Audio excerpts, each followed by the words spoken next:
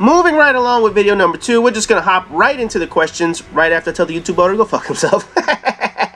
Now, the first 2 questions were fairly similar, so I'm going to start off with those. Hurley is the man wants to know if or when you're president, I like the when part, would you secretly approve torturing terrorists to get information out of them? Doesn't have to be physical torture, but psychological as well. And the second question also has to deal with torture, and that comes from 7. Do you agree with the CIA's use of enhanced interrogation techniques if it stops terror attacks? And if not, what would be an alternative if you were in control of the government or making a blueprint series? In all honesty, it's very easy to sit here and say yes or no. And to be honest, it's much easier to say yes, especially when you're dealing with people who have no regard for human life, whether it's a terrorist or a suicide bomber, international spy. Yes, you want to torture them. Yes, you want to see them suffer, and I'll be honest, doing so wouldn't make me lose one iota of sleep knowing garbage like that are suffering. The problem is it's illegal, and it's been illegal for a very long time, and no matter how secret you keep it, secrets always come out. No matter how much you attempt to cover it up, torture will always find a way to get out to the public. And once enemies know you're torturing people, they will ramp up the attacks. If I were president, I would never approve torture. And it's not because I don't want to see them suffer. It's not because I want to be the bigger man and not resort to their tactics. Because I would personally torture a motherfucker in a minute myself. But because as president, you can't get caught up in shit like that. It's why Dick Cheney didn't mind doing all the dirty work as vice president, because it kept the heat off of George Bush. It's why we still have Guantanamo Bay prison, and why waterboarding and sleep deprivation are borderline torture techniques by world standards that we still use sometimes today. If I was president, I wouldn't outright approve torture, but I would tell the military and CIA to get as much info out of suspects as possible. I'd leave that to their interpretation, and whatever they did to get important info, that will be appreciated by any lives we saved in doing so. And I'll say this, I'm not a remorseful person. I'm not a sympathetic person. And when it comes to people who have no respect for other human beings, I really wouldn't give a shit if they tortured them for the rest of their goddamn lives. You know, I've always stood by the mantra of treat people the way you want to be treated, and treat those the way you want them to treat you in return. I'm not an asshole to people because I have no reason to be. I treat people like a person, and I expect them to reciprocate that. But if you want to be an asshole, I'm going to treat you like an asshole. In the case of a convicted terrorist who killed people or attempted to kill people, I have no issue torturing them. I have no moral compass holding me back from seeing them suffer, and I'd be the first person in line to pull off their fingernails and stick bamboo shoots into the exposed flesh. I have no problem with that shit. But the key word there is convicted. One of the issues the U.S. has is that they've held persons of interest in detaining senators who have not been convicted of anything.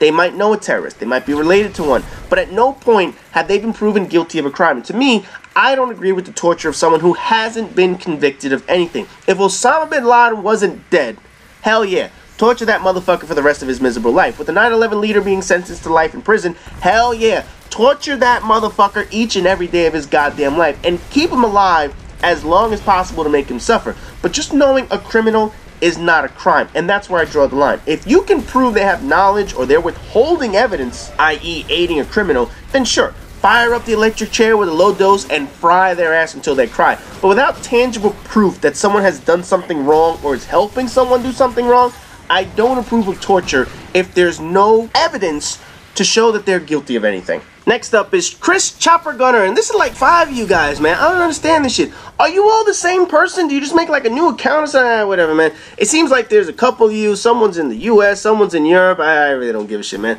You guys just need to get like different names or something. Anyway, the first Chris Chopper Gunner wants to know, with the impending economic collapse of the US dollar as the world currency, and currency overall, how do you see this affecting US citizens, the West, or the whole developed world overall? Now, I don't know where you're getting your information, but the US dollar is nowhere near the verge of collapse. It's certainly not at the top of the crowd when it comes to money, but the US dollar is by far the most used currency in the world. With international trades in the Western Hemisphere to the currency exchange with the yen and the euro, the US dollar isn't going anywhere in our lifetime. Part of that is the US is the #1 exporter of all financial goods. Now, China has actually surpassed us in terms of global production, but the US dollar still has the biggest impact across the entire world. China's currency completely inflates based on what the government feels like doing. China actually undervalues their currency, and mainly why they do that is because it helps them out when it comes to trades and shit like that. But as far as the US dollar, it's not going anywhere. You know, unless the United States, Europe, China, Australia, and Japan all decide to combine into one world currency, there is nowhere for the US dollar to go. Every single country relies on the US dollar when it comes to international currency exchange. Now, when it comes to global exporting of the dollar, yes, we are a little bit behind the euro, we are a little bit behind Japan's economy and China's economy, but in terms of international exchange, the US dollar isn't going anywhere. Next up, now we come to just regular Chris Gunner. What do you think of this country's rapid deterioration in morals, economically, socially, militarily, politically, etc., etc.? Kanye West, ISIS, Iraq War, school shooting, Great Recession, bailouts, blah, blah, blah. You guys see all the examples that he lists right there. Now, as you look at that list, one of the things you notice is all you did was list recent things. Man, shit's been rolling downhill for 200 years, motherfucker. And that's even before the US was even around, before the country actually existed. Think about this for a second. And yes, I'm about to partially answer a question with a question. What other time period would you have preferred to live in? Think about this long and hard for a second. People watching this video have to have at least been around since 2000. Am I right? You guys got to at least be 14 fucking years old. 1990s wouldn't be too bad until you realize the politics of that time is what's fucking over the current time frame. 80s were crime-induced drug rings and corruption. 70s were all about disco and protests. 60s were hippies and civil rights and the Cold War. 50s were all about paying off the aftermath of World War II. Everything before that was war-related. 1800s was strife with slavery. 1700s was the Revolutionary War and all the other wars of countries trying to take over and shit like that. So realistically, shit hasn't been going downhill recently. Shit is moving at the same pace it has always been before. This country has a shitload of issues, and regardless of what year it is, what decade it is, what century it is, all we have are different issues than a prior generation or a prior time year. There was never a time period where we could go back and say, you know what, that was a great fucking time period. No, everything has been fucked since the foundation of this country. It's just a matter of which time period had the least amount of fuck-ups up in this bitch. Third and final, Chris Gunner. I told you, I don't understand why the fuck these guys all have the same damn name. But anyway, he wants to know, if you were to do a blueprint on how to fix a situation in the Middle East, what would be the steps you'd take to stop things like ISIS or ISIL, whatever the fuck they're called, Iran's nuclear program, civil war in Syria, the Afghanistan war, situation in Yemen, Somali pirates, Saudi Arabia support terrorism, blah, blah, blah, blah, blah. Well, first of all, geography, motherfucker. Afghanistan is nowhere near the Middle East. Hey, look, man, I'm just trying to help you out, man. I don't know if you have a globe in front of you or some shit, but that's nowhere near the motherfucker. But anyway, man, it's impossible to fix. It just is. There's just no way any one person would have the solution. No amount of blueprinting will fix that motherfucker. No matter how many ideas you try, no matter what options you choose, you are screwed eternally. The fact is, there have been many other smart people who have come along, tried to solve all these situations, and in the end, you get back to the same shit you started with. You know, ideally, you just don't want to get involved. You want to be like Switzerland and just stay fucking neutral. The problem is, you can't be neutral because the world always seems to wait on the move that the United States makes. You know, it's rare that other countries take decisive action in other parts of the world unless the US takes steps first to be the damn police of shit. It's fucking annoying, man. You know, they're poor countries, they can't take care of themselves, and that's why you see terrorists flock to those areas. Terrorists always find a way to get into the piss poor countries with shitty armies because what the fuck are those armies gonna do? Not a goddamn thing. And the thing is, you can't go bombing them. You can't just run up in Syria to kill all the ISIS members. You don't want to go back to Iraq to do all that shit all over again. Afghanistan and Pakistan can't get their shit together. And do we really need to send our troops there to give their lives to these desolate countries that make no effort to stick up for themselves? Come on, man. They don't have the resources to take care of themselves. So basically, you want us to go over there and do it for them? Come on, man. I'm not giving these motherfuckers money or aid because they'll just piss it away. I can't really bomb them off the planet because Russia and China, they'll get all pissed off and shit like that. You can't reason with these scumbags who'll twist their religion to thinking killing people solves shit. Meanwhile, the irony is that other religions don't believe in killing, but plenty of Bible-thumping Christians and Orthodox Jews would love nothing more than to see these motherfuckers wiped off the face of the planet. But hey, you're all peaceful religions, right? Oh man, none of these religions get along up in this motherfucker. We'll put it this way. There's no fixing these problems. Essentially, the world is fucked. It's why in my last question and answer session, I said the one thing I would do is kill off half the human population on the planet to conserve resources. Just kill anyone within the borders of the shitty countries and call it a day. The magician Esau, I don't know the fuck you want to pronounce that shit. Hey, look, man, Abdul over there before, He gave me a phonetic pronunciation up in this motherfucker. So if you guys don't want me to butcher your names, you gotta let me know how you pronounce that shit. But anyway, you probably heard the Rosetta probe that landed on the comet of the scientist Matt Taylor, who got interviewed about the probe landing. During the interview, he had on a special t-shirt that a lot of feminists became pissed about. Yes, I know the exact t-shirt. And more recently, the episode in Australia with Grand Theft Auto 5 being taken down from shelves, also because of feminists. Do you think that feminists are beginning to overact on the whole idea that they have? Now look, it doesn't matter what group, between feminists, PETA, Greenpeace, Al Sharpton, if they find a way to argue against something to make themselves relevant, they will. There's no question there are things that feminists fight for that I agree with. Rights for women to choose, workplace equality, domestic violence. But then there are things like this t-shirt. First of all, that t-shirt was horrendous looking. I don't know what the fuck that guy was thinking wearing that ugly shit.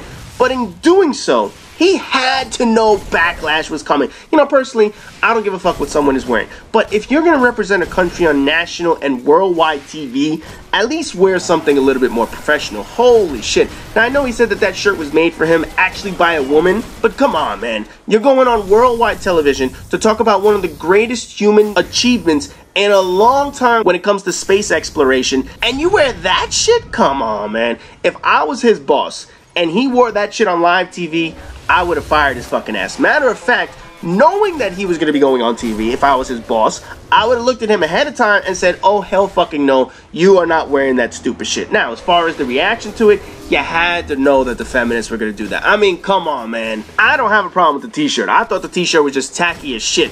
But if you're going to go on national television, you have to know something like that is coming. But I mean, let's just be fucking real here for a second. Feminists are bitching over a fucking t-shirt. They landed a fucking probe on a comet, and they're complaining about what some hippie scientist is wearing. Really? I mean, that's the epitome of bullshit. The t-shirt was awful, but feminist groups seem to have needed someone to direct their PMS anger at that particular day, and they found that motherfucker and his t-shirt on air, and sure enough, you get their little bitch fest. Now, as for Grand Theft Auto 5, if the licensing system gives a game a rating, then stop bitching. Again, feminists probably didn't play the game, you can all but guarantee that bullshit, but this gives them a reason to bitch and whine over bullshit. If a game is rated mature for whatever reason, don't fucking bitch about it. If the game is actually gonna have content in it that is adult content, guess what? Stop bitching about it. Now again, they're bitching about one whole fucking scene. One whole scene in the game. But again, it happens in a country that basically says, oh, okay, we'll comply with whatever you want to do. Get the fuck out of here, man. Listen, freedom of speech allows you to say any stupid shit you want without government persecution. Not personal persecution, government persecution. But anytime these feminists get their thong too far up the crack of their ass, they start bitching about any little thing that makes it look like women are inferior. God damn it, shut the fuck up. Go fight for real shit. But all this bullshit about fucking fantasy video games and some dickhead on the TV with a t-shirt, stop it. Stop it. Seriously. Find a fucking hobby. Do something else. Stop bitching about menial shit. Next two questions are Star Wars related. First question from Zaglosis. I don't know how the fuck you pronounce that shit. You know, like I said, if you don't give me an enunciation guide in this motherfucker, I'm gonna butcher that shit. But anyway, he wants to know if I'm a Star Wars fan. Yes, I've seen the movies. I do plan on seeing part 7 or whatever the fuck. Probably not the first weekend and shit like that. But no, I'm no fucking Star Wars nerd. I have not read every single comic, every single book. I don't dress up like a fucking Wookiee and go to conventions and shit like that. I watch the movies. I've played a couple of video games. Basically, I like the movies, and that's where I call it even. And the second question, this comes from Wolf12 King. What type of lightsaber would you have? And this means color, handle, blade types, etc., etc. And yes, it is only one question. You're right, this is only one question. I mean, I don't know what the fuck is wrong with just a basic one. But I do like the idea of dual-wielding lightsabers. You know, instead of one long lightsaber or dual stick that Darth Maul motherfucker had, I would just go for 2 adjustable size ones where you can extend the length at any time to combat whatever foe you have. You know, color doesn't matter to me. Obviously, red is always the bad guy one, while blue and green are always Jedi ones. So just give me a black one. I like being a stealth motherfucker. I like being an ambiguous character. I'm definitely no good guy, but I don't need to kill people to rule the world. So black or clear to be a stealth motherfucker would be my choice to fuck with opponents. Next up, and look at this motherfucker, Spin Metal. Hey, for your question and answers, I wanted to know if you could twist your nuts to keep from coming too fast. Really? What the fuck is wrong with you? No, seriously. Did you mean to, like, search Google for the answer to that or some shit and copy and paste that into my question and answer session? I don't know why in the world you would ask another dude that over the internet, but since you sound single, just try it the next time you're jerking off and test out the results. Hey, that's the best way I can tell you. I don't fucking know. I'm not gonna sit here and twist my nuts and shit. God damn. Fucking people. I told you, man, my subscribers, sometimes they could be crazy as shit. Next up, from Real Life Scrabble Board. Since I can't see your face, can I see your feet? Sure, go watch all my Whistler helmet cam videos and you can see my hands and my feet. There, problem solved. Next up, from Tyler Davidson. Have you ever watched Breaking Bad? And if so, what are your thoughts? Nope, I've never watched it. I know the exact reaction everyone's gonna have as soon as I said that, because it's happened before. As soon as I've said that I haven't watched this show, I've never gotten into it because I just didn't know it existed before it started getting all its awards and accolades. Now, chances are, I'll probably borrow my friend's Blu-ray collection and just watch that shit, but when the show was actually on, no, I never watched it. Anyways, we're 2 videos through the question and answer session, and the next video is going to start with all the questions from over at Prestige Gamer, so those are going to be up in the next coming videos. As always, rate, comment, subscribe, and all that good shit, and I'll see you guys in the next video.